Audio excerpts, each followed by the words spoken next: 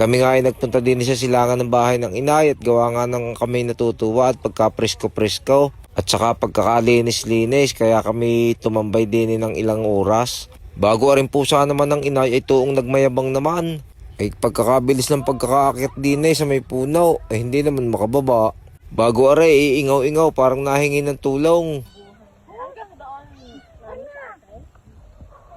Kaya ang ginawa ko din ay kumuha ako ng kawayan. Aking patutungtungin sana doon ay ayaw naman. Tapos ako'y umikot diyan sa likod at aking susungkitin sana para bumaba na ay ayaw din naman. Oh, ayaw. Ayaw eh. Oh.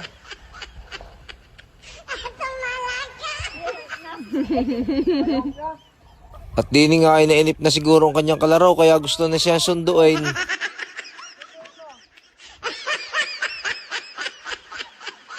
Kaya lang ay hindi naman masyadong makakiyat hanggang doon lang sa gitna. Kaya ang gagawin ko diyan ay ilalagay ko uli sa puno yung isang pusa. Baka aakyat ng diretso para masundo na niya ang kanyang kalaro.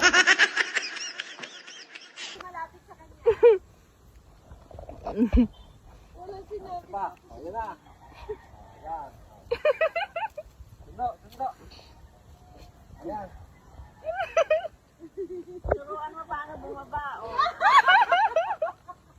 Nakatingin lang siya.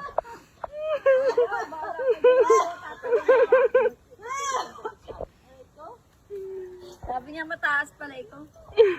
Diningay kami nainip na kaya kami aalis na. Kaya lang ba nakita ko'y bababa na. Kaya hinintay na rin namin bumaba at kakaawa naman.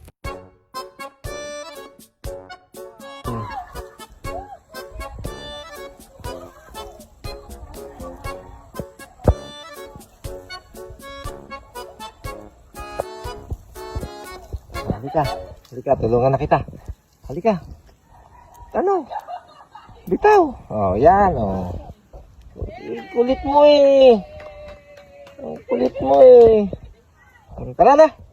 Tara, taas. Halika na. Halika na, Mingming.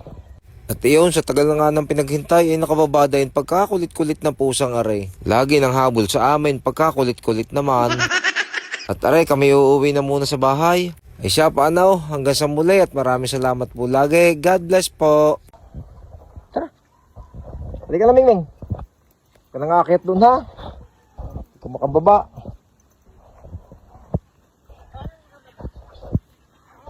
Yan, naglakas loob. Yan na, dali. Yun, ang isa. Ang isa. Bilis, naiwanan ka na dyan. Tara, tara. Tara.